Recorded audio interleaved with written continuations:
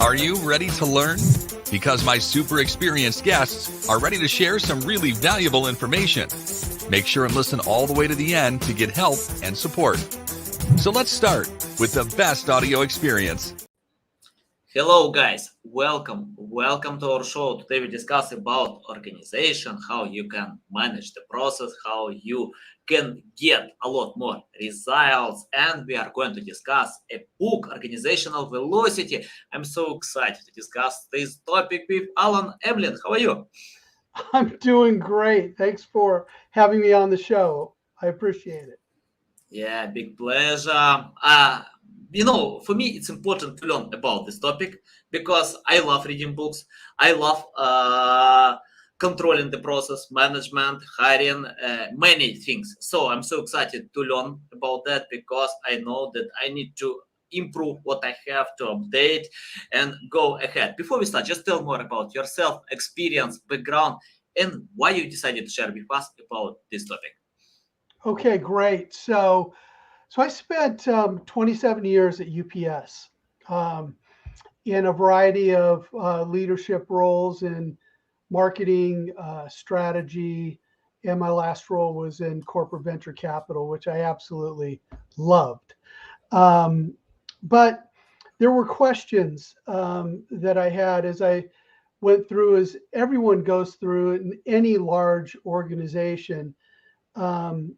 Innovation and keeping up with new advancements is always really difficult, especially when the innovations are disruptive in nature. So I split out I look at innovation in two separate groups. One group is sustaining innovations, so innovations that help you do what you do today for your existing customers, just better, quicker, faster, cheaper. And so in the supply chain area where I came from, that would be investments in technology to provide better visibility to packages, technology that helps you process packages through a hub facility faster, or something like that.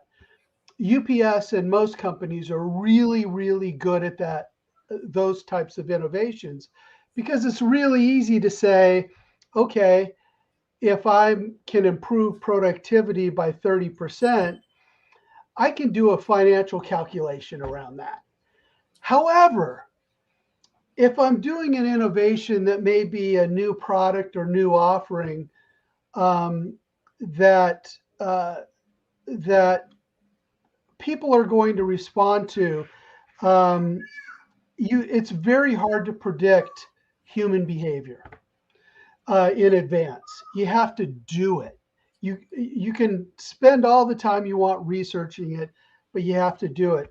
Those types of innovations in organizations are very, very difficult. And so I ran into this kind of challenge at UPS and talked to other people at other companies in my roles, and found that this was a issue that was fairly widespread. So when I left UPS, I took early retirement in 2019. I had been going to school to finish my PhD, and I was focusing on a central question. And that question was, we've known about disruption for 20 plus years, ever since Clayton Christensen wrote a seminal book called The Innovator's Dilemma. And since that time, we've had books and seminars and countless examples of disruption, yet the Fortune 500 continues to turn over at an accelerating pace. Why is that? What is it about organizations that keep them from learning these lessons? And so that's what I focused on in my dissertation. And I took all of those learnings and did 2 more years of research. That's what went into the book Organizational velocity that we're going to talk about today. But I do want to start with kind of the foundation was this gentleman, Clayton Christensen, who noted management scholar, who wrote The Innovator's Dilemma. And I don't know if anyone's seen Glass Onion.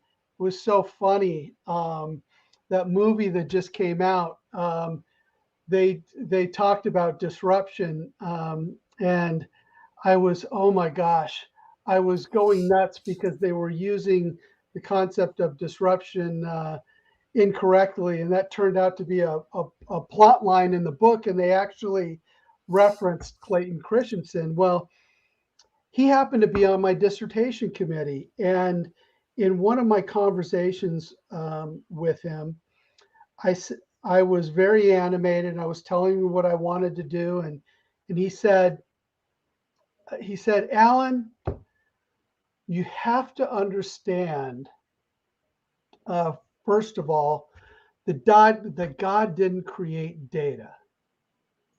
So I paused, I hesitated. I really didn't know where he was going with that. And he went on to say, it would be a great service if you could help others like yourself, other executives like yourself, understand that the greatest source of their future success is the data that has not been created yet. And honestly, when he said that to me, I really didn't understand what he was talking about. I shook my head and I said, oh, and I get it, but I really didn't get it.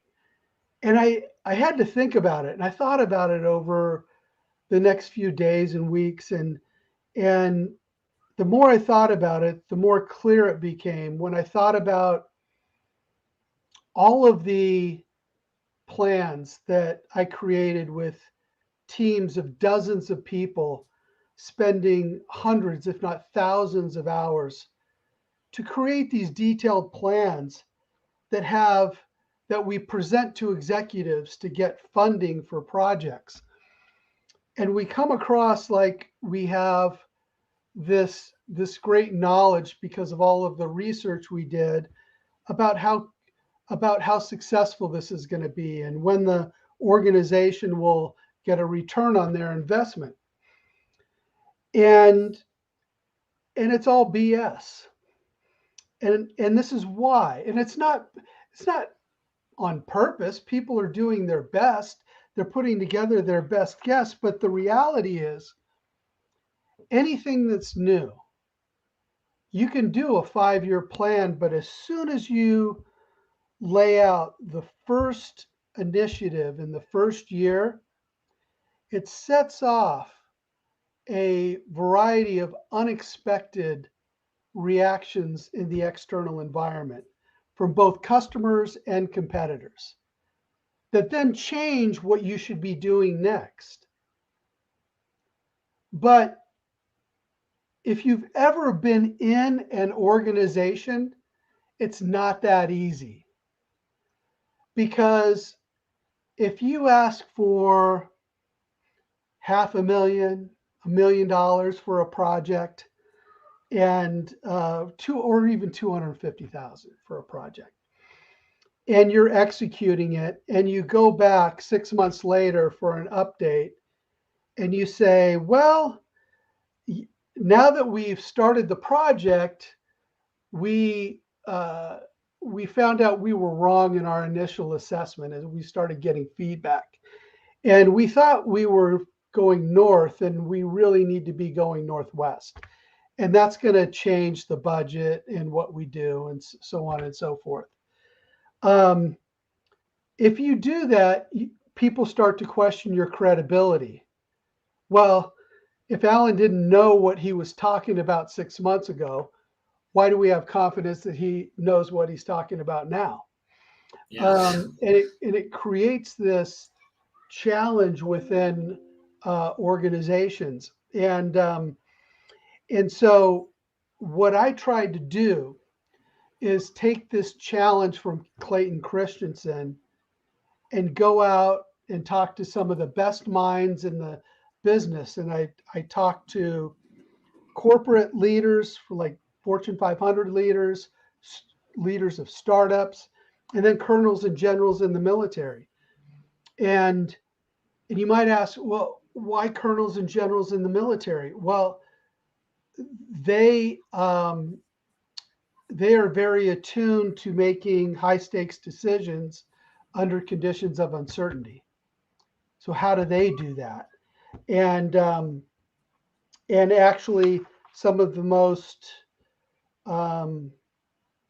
transparent interviews that I had, let's put it that way, were military leaders. So that's kind of an intro to kind of what got me where I was, what got me into this idea of organizational velocity, and so I'm spending a lot of time helping organizations that are facing these issues, and then kind of my other life, I am also a distinguished fellow at the University of Tennessee Supply Chain Institute, which is supply chain, as you know, since COVID is going through massive disruption. And so I spend a lot of time with companies on the supply chain side applying some of the principles from organizational velocity.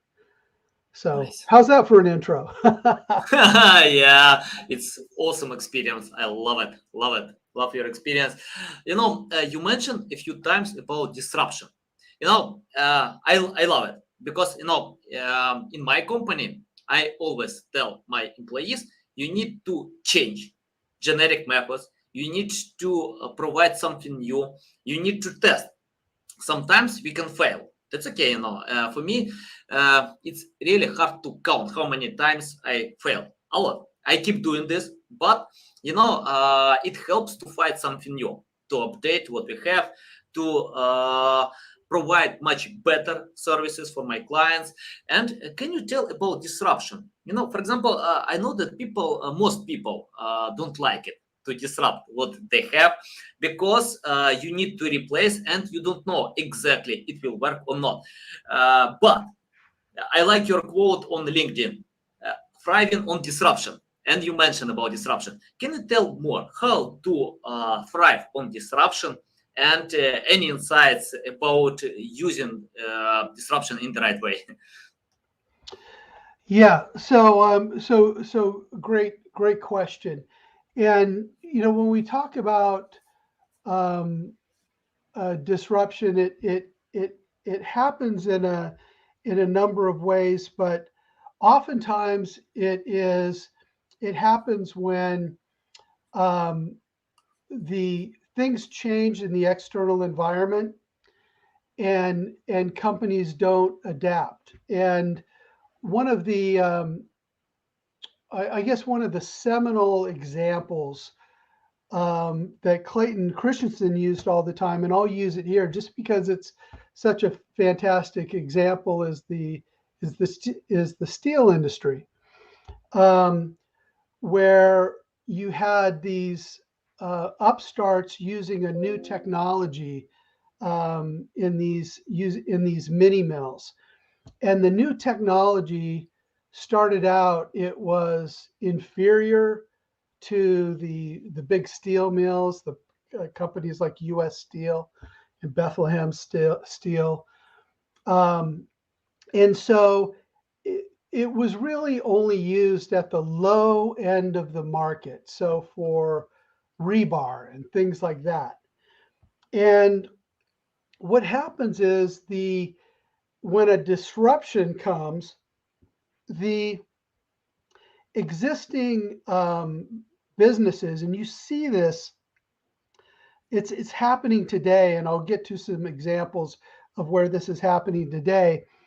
The businesses go up market. They go for higher margin opportunities, and they say, okay, upstart, if you want to go to the low end of the market, go ahead, you can have it. And that's what they did with That's what U.S. Steel and the others did with companies like Nucor. And what happened was, um, because these upstarts had to make money at the low end of the market, they innovated new ways of processing steel that were less costly and more efficient. And once they saturated the low end of the market, they started moving upstream and eventually competing directly with the incumbents, and and in some cases overcoming them. And when we think of disruption, we think of, you know, Blockbuster and Borders Books and Toys R Us that went out of business, and yes, those are dramatic examples of disruption, but more often than not, that's not what happens. Um, the businesses, the incumbent businesses, just become damaged, and they don't grow as fast. They drop out of the Fortune 500, or they end up getting purchased by another company. And all of this is known. This pattern of disruption is known, but it is extremely difficult for companies to combat it. Um, let's take a look right now. Let's about the one of the industries that I'm very familiar with and everyone uses, package delivery. Okay. Um, so chances are over the holidays, you got a lot of deliveries from different retail stores. 5 years ago, those deliveries would have been coming all from UPS and FedEx. I'll bet that's not what happened this year. This year, you had Amazon trucks, you had a variety of gig drivers delivering to your door. And what has happened is, some of the incumbent companies have been following we're going to take our limited assets and we're going to move them up market where we can get a better return on our assets. And that makes perfect sense, absolute perfect sense, with one exception. When you leave the low end of the market, others are going to innovate there. And that's exactly what's happened. And so you're seeing a lot of disruption in logistics right now because at the beginning of the pandemic, the kind of incumbent carriers limited capacity, took their limited capacity and moved it up market. And retailers were looking at, okay, what am I going to do? I've got to get goods. E-commerce is going through the roof. What am I going to do? And so they started innovating. They started creating their own delivery networks using gig drivers and using their stores as warehouses. It's something they could have done all along, but they were kind of forced into it. And that is, one of the great things about hardship, which we all went through during the pandemic, is it spawns innovation. And that's exactly what happened. And now that the pandemic, it's still with us, but it is the impact on the supply chain has lessened enormously. But what you're finding is all of these companies are leaning into logistics now. And so now Walmart not only delivers a lot of their e-commerce from stores using gig workers, but they've started their own delivery service. Um, the Gap has done the same thing. They offer a third-party delivery service. Um, Target, same thing. And now these incumbents that decided to seed the low end of the market now have very powerful competitors in the name of Amazon, Walmart, Target, American Eagle Outfitters has a competing unit as well. The Gap does, Gap Logistics. And so that's an example of how, this idea of disruption where the incumbent seeds the low end of the market um, is happening today in real time. Yeah, nice, nice. I'm waiting then my new when I get some packages with drones, when will drone will knock to my door, and tell please sign to take this package. So yeah, I think this time will come because technologies are coming fast to disrupt what we know, our habits. And Alan, give me a strong reason to read your book. And for my audience, let me tell you why I'm asking about that. For example, when I read books from Jack London or many other authors, I can feel that I'm part of the journey. I can forget about meal, about water, about sleep, about anything because I'm on this book. My mind is another place. On this adventure. But I found that many business books are good for sleeping. When you read these books, if you have problems with sleeping, you can sleep well the whole night, and yeah, it's hard to remember anything from this book. So tell, what kind of value can I get and my audience can get by reading your book? What kind of benefits can you provide on your book that it's important today to consider to disrupt the industry or technologies that we have? Yeah, that's a fantastic question, and so I guess I'll start with the way I wrote this book is um, is how I find that myself and most people read business books. You you pick up a business book because you have a problem or because you have a specific challenge, right? That's what's driving you to pick up a business book.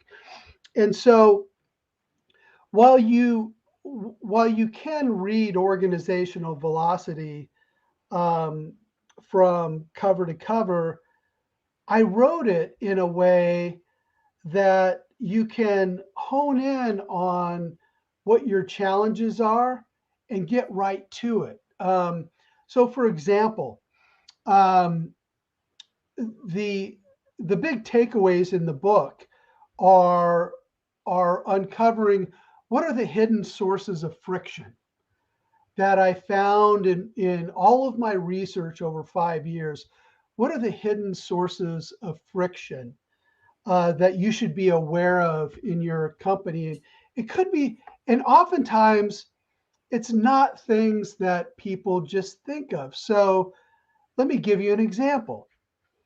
Um, the what what do you set as spending thresholds for your executives, for different levels of executives?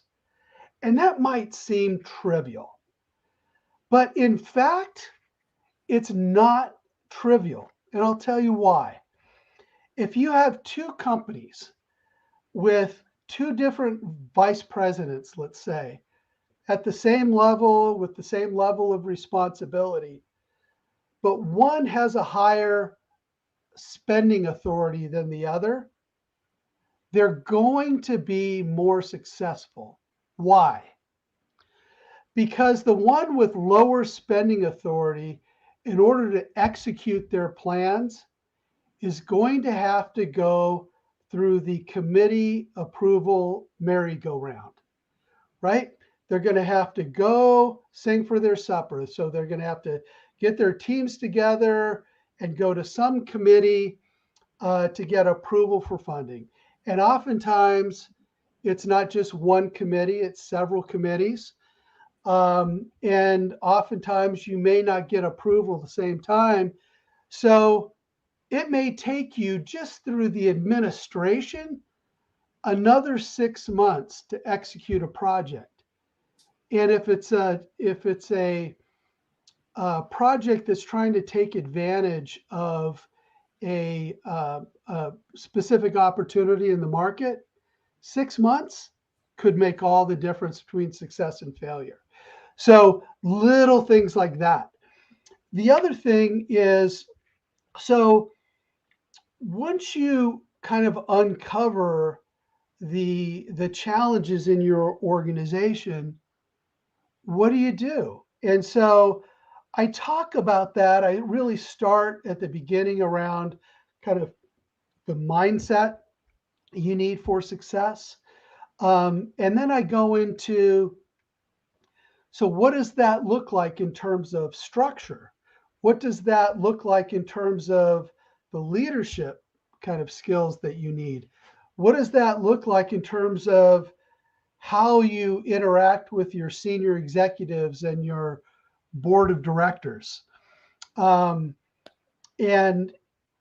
so that you can actually execute. And I guess the other thing in terms of making it easy, as I was doing my research, people would say something, I would hear something, and I would think, oh my gosh, that's a truth bomb, or that's a gold nugget. I've got to capture that. And in my book, I like highlight these truth bombs and gold nuggets. And for example, a truth bomb, let me just grab one. Truth bomb number 11, in the absence of data, bullies and bullshitters always win, right? So that's a truth bomb. That's universal in every organization. A gold nugget that someone told me was, it's not about sharpening the knife. Every organization talks about sharpening the knife. It's not about sharpening the knife. It's about creating new knives. And what is meant by that is that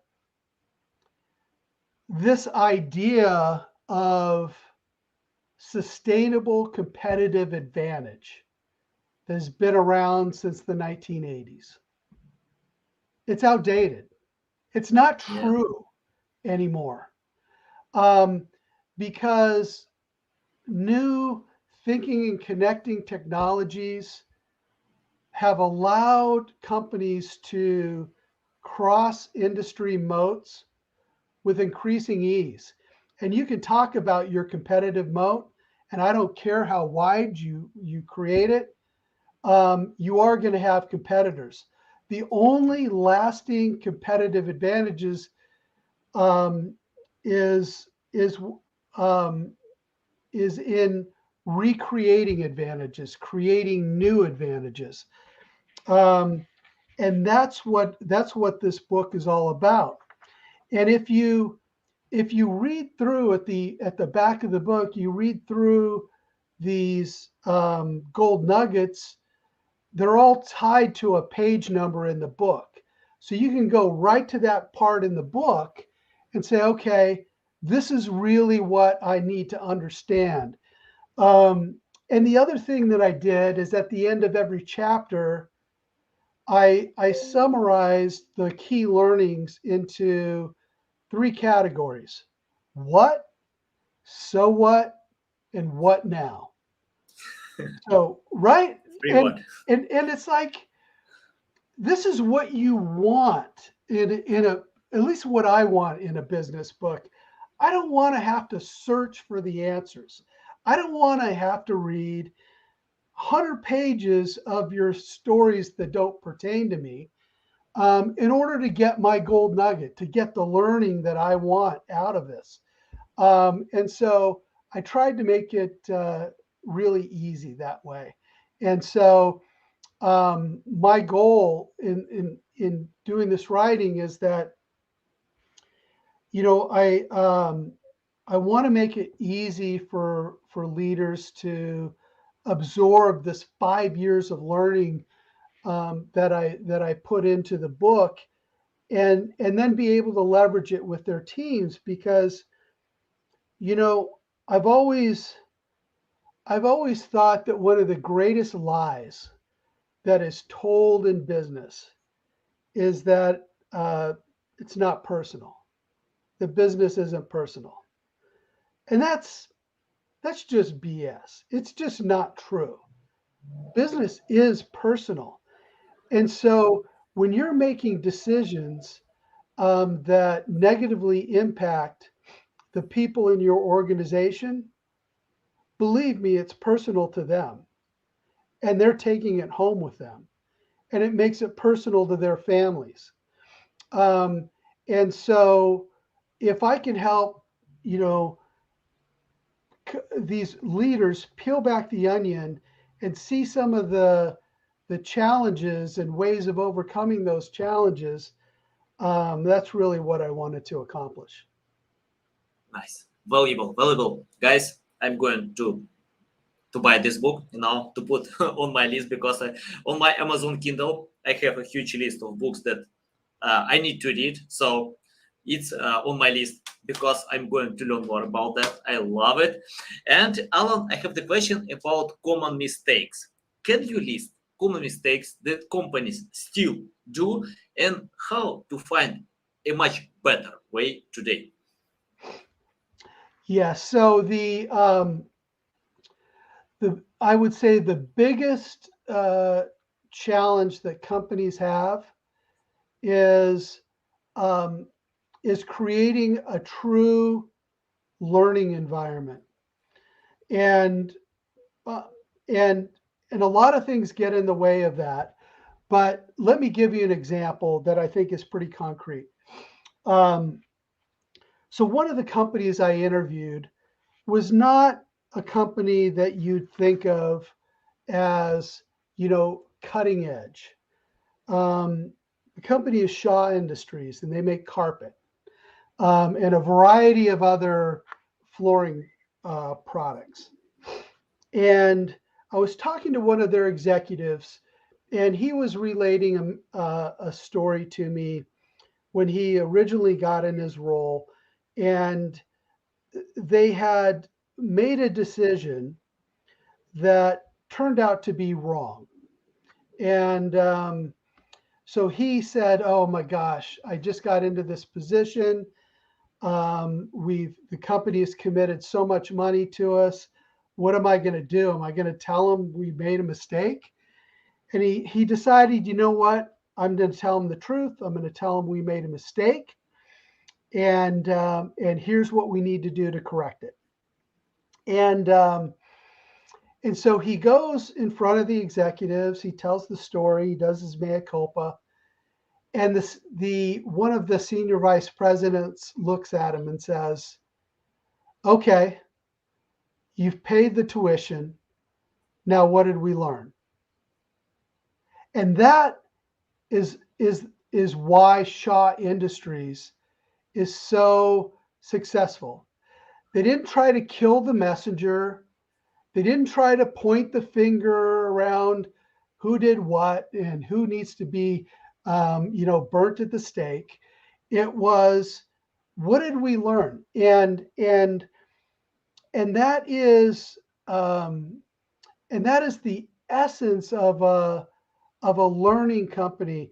Because, you know, when people say, you know, fail fast, the reality is, if you fail fast long enough, you're going to fail, right? It's not about failing. However, if you um, if the project wasn't successful, but you learned something that then propelled your next action, it wasn't a failure. That's not a failure. That's a learning. And so, you know, companies need to get much, much better at being open to learning and taking calculated chances, and and and you know and not allowing themselves to stick to a plan that they know is going off course just because they don't want to go back and ask for forgiveness or say they were wrong. That's ego, right? They need to Yeah. check their ego at the door and do what's right for the company. Nice, nice, valuable. Yeah, I agree. I remember when Elon Musk shared about failure, he told, if you don't fail, you are not innovative enough. Shaquille O'Neal once replied to this question about failure, and he told that when he starts something new, he always fails. But it's not failure, as you mentioned. He told it's education. No, because you start from generic methods, then you need to fail to get new skills through experience, and it's education. No, how you can go ahead without education? But you can get education in different format, in different way, through experience. Then you can adapt, as you mentioned, test and find something else to go ahead. I agree completely with that, Alan. It's a big pleasure. I have the question. Let's imagine you started from scratch without experience in UPS, many different companies. You didn't write a book. What will you do today to learn more about disruption? Yeah, so I must tell you, it is a continuous learning journey, and I start my day early, and I spend the first few hours of every day discovering, reading, discovering, uh, following, different areas of research that I'm very interested in. And right now, for example, one of the areas that I'm focused on right now is around how we survive geopolitical conflicts from a supply chain standpoint, and so I'm challenging conventional wisdom around the way supply chains are formed, um, and one of the things that I'm really intent on is the amount of goods that are manufactured in China or have their um, you know have supply chains that are tied to China, which are actually most supply chains, right? Um, and what happens if the kind of the challenges that we're seeing escalate, and or China invades Taiwan, which we know that they've stated they're going to do, but um, would they, if they do that at some point, what would the U.S. do, since our military, our healthcare, our IT supply chains are all tied to those countries? Um, and so a popular answer right now is, oh, we're going to move to Southeast Asia. We're going to move production to Vietnam. And so my challenge is, well, let's take the Vietnam test, what I call the Vietnam test. And the Vietnam test is, if we did enter, if we were in a Cold War, a new Cold War, and countries had to choose between China and, oh, look at that.